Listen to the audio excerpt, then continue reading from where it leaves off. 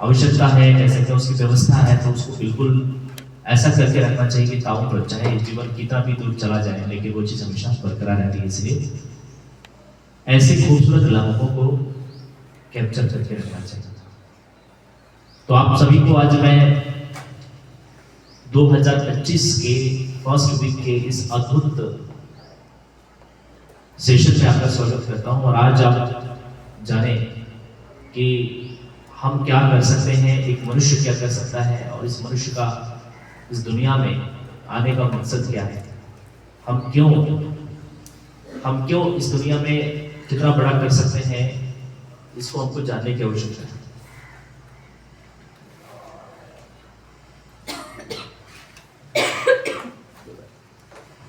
तो बच्चों, मैं अभी बात कर रहा था स्वामी विवेकानंद जी के बारे में। ये जो लाइन है, जैसा तुम सोचोगे वैसा ही बन जाओगे। अच्छा, सोचने का काम पशु करते हैं कि इंसान करते हैं?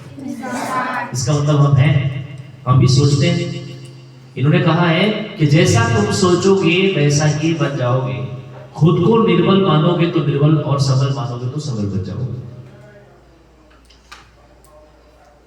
कमाल है। देखो, हम ढूंढते हैं बाहर दुनिया में कि चीजें कुछ मिल जाए। बाहर से हम जो चीजें बाहर से आएगी वो कभी टिकेगी नहीं,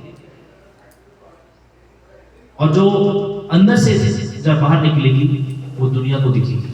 इस दुनिया में जिसने भी दुनिया से लिया, दूसरों से लिया, वो कभी दिया नहीं।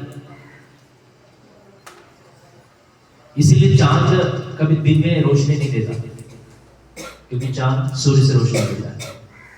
लेकिन सूर्य अपने आप में इतना अकाट है कि गर्मी के मौसम में सूर्य की रोशनी सहना असहनीय हो जाता है। क्यों? क्योंकि वो खुद से निकलता है, अपने से निकलता है, राइट? इसलिए अपने भीतर की जो एनर्जी है ना, अपने भीतर से जो शक्ति निकलती है ना, वो दुनिया को दिखती है।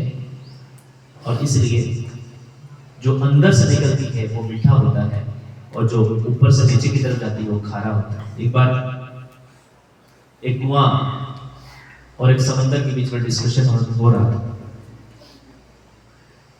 समंदर कहता है कि कुआं, तेरी औकात क्या है? तू तो छोटी सी एरिया में रहती है, मेरा देखो मैं कितना विशाल हूं। हजारों नदियां मेरे पास आके विलीन हो जाती है, हजारों नदियों के पानियों को मैं अपने अंदर धारण कर लेती हूँ। तो छोटी सी चीज है, तू मेरे सामने कुछ नहीं है। मैं बहुत विशाल हूं, मैं बहुत बड़ा हूं, मैं समंदर हूं और तू कुआं है। ये सच भी है।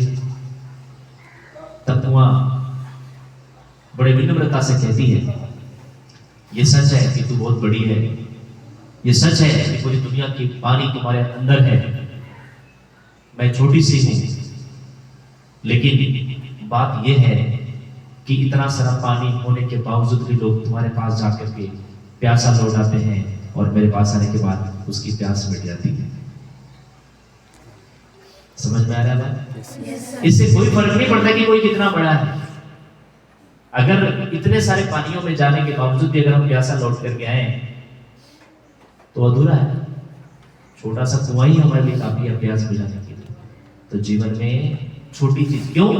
क्योंकि तू ऊपर से नीचे की तरफ बहती है, इसलिए तेरा पानी खारा होता है। मैं नीचे से ऊपर की तरफ आती हूँ, इसलिए मेरी पानी मीठा होता है। तो बाहर से नहीं, भीतर से निकलने की जरूरत है। इसलिए भीतर की शक्ति को समझना है, अपने अंदर की पावर को समझना है। जो अपने अंदर के पावर को समझता है वो जीवन में, दुनिया में एक बड़ा काम करता है। तो आपने माइंड को आज डेवलप करने की जरूरत है, अपने माइंड को विकसित करने की जरूरत है, समझने की जरूरत है कि हमारा दिमाग कितना शक्तिशाली है। हम साधारण नहीं है, हम अद्वितीय है, हम अनुपम है, हम अप्रतिम है। और हम ऐसा समझने लग जाए जिस दिन अपने अंदर से, उस दिन से हमारे लाइफ में ट्रांसफॉर्मेशन शुरू हो सकता है। ये अगला स्लाइड को जरा ध्यान से देखेंगे। हमें ऐसी शिक्षा चाहिए जिससे चरित्र निर्माण हो, मन की शांति बढ़े, बुद्धि का विकास हो, और मनुष्य अपने पैर पर खड़ा हो सके। ये भी विवेकानंद जी का ही सोच है। दुर्भाग्य यह है कि आज की जो शिक्षा प्रणाली है ना, वो आत्मनिर्भर नहीं बना रही है। आज की जो शिक्षा प्रणाली है वो डिग्रीधारी बना रही है। आज की जो शिक्षा प्रणाली है जिसके अंदर में चरित्र का निर्माण नहीं हो पा रहा है।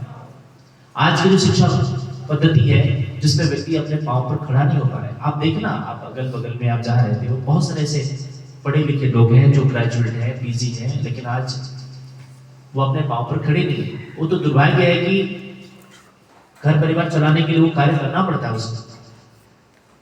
क्यों? क्योंकि उसने पढ़ा लिखा और चूंकि फैमिली में आ गया, 20, 25, 50 साल होने आया, तो फैमिली को चलाने के लिए कुछ ना कुछ तो करना पड़ेगा, मजबूरी से कुछ ना कुछ करना पड़ेगा उसको। या खेती करना पड़ रहा है, या छोटी मोटी व्यापार करना पड़ रहा है, कहीं पर छोटा सा काम करना पड़ रहा है। क्यों? अपने जीवन को लीड करने के लिए। लेकिन शिक्षा के साथ ही व्यक्ति आत्मनिर्भर बन जाए, ऐसी शिक्षा पद्धति हमारे एजुकेशन सिस्टम में नहीं है। इसलिए गवर्नमेंट ने एक नया सिस्टम चालू किया। मैं ये नहीं कह रहा हूँ, गवर्नमेंट ने एक सिस्टम चालू किया है, वो है स्किल इंडिया। लोगों को स्किल्ड बना रहा है। ऐसे जरूरी नहीं, बहुत सारे ऐसे लोग पढ़े लिखे लोग हैं जो आज कुछ नहीं कर पा रहे, वो भी आज स्किल सीख करके अपने जीवन को बदलने की कोशिश कर रहे हैं। सरकार को कहीं ना कहीं ये समझ आया कि मुझे स्किल डेवलप करना है, तो स्किल को डेवलप कैसे किया जाए, ये दिशा में अगर काम हो। इसीलिए मैं ये कहता हूँ कि उसके लिए कोई स्पेशल समय निकालने की आवश्यकता नहीं है, पढ़ाई के साथ साथ ही ऐसे डेवलपमेंट की जरूरत है। तो चरित्र का निर्माण करने वाली शिक्षा आज नहीं दी जा रही। आज मॉडर्न जमाने की एजुकेशन हम ले रहे हैं। मैं इस बात के लिए मैं गलत नहीं हूँ, मैं नहीं कह रहा हूँ गलत हो आप मॉडर्न एजुकेशन ले, लेकिन भारतीय संस्कृति और सभ्यता को छोड़ नहीं सकते। आज हमारे बच्चे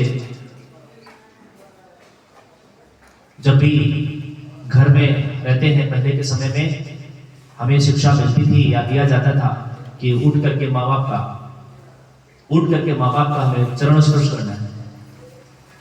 ईमानदारी से बताओ, क्या आप स्वयं करते हो या किसी को करते हो देखते हो? नहीं देखते। ये हमारे कल्चर है, हमारे संस्कार है। अगर हम माँ बाप का पाँव छूते हैं सुबह उठ करके, तो उससे हमारे जीवन का जो पुण्य है वो बढ़ना शुरू होता है। ये दिखता नहीं है, ये हमारा कल्चर है। मैं मानता हूँ कि आज हम लोग मॉडर्न जमाने में बहुत मॉडर्न एजुकेशन ले रहे हैं, ओके, कोई दिक्कत नहीं, ले, लेकिन हमें अपने कल्चर को, हमें अपने संस्कृति को, हमें अपने सभ्यता को हमेशा याद रखना चाहिए और उसी के आधार पर बैलेंस बनाना चाहिए। मैं ये नहीं कह रहा हूँ कि इसको छोड़ देना है, बैलेंस बनाओ, बैलेंस का काम करना है। मैं इंग्लिश जरूर सिखाता हूँ, लेकिन मैं हमारी भारतीय संस्कृति सभ्यता के साथ ही आपको आगे चलने की बात करता हूँ।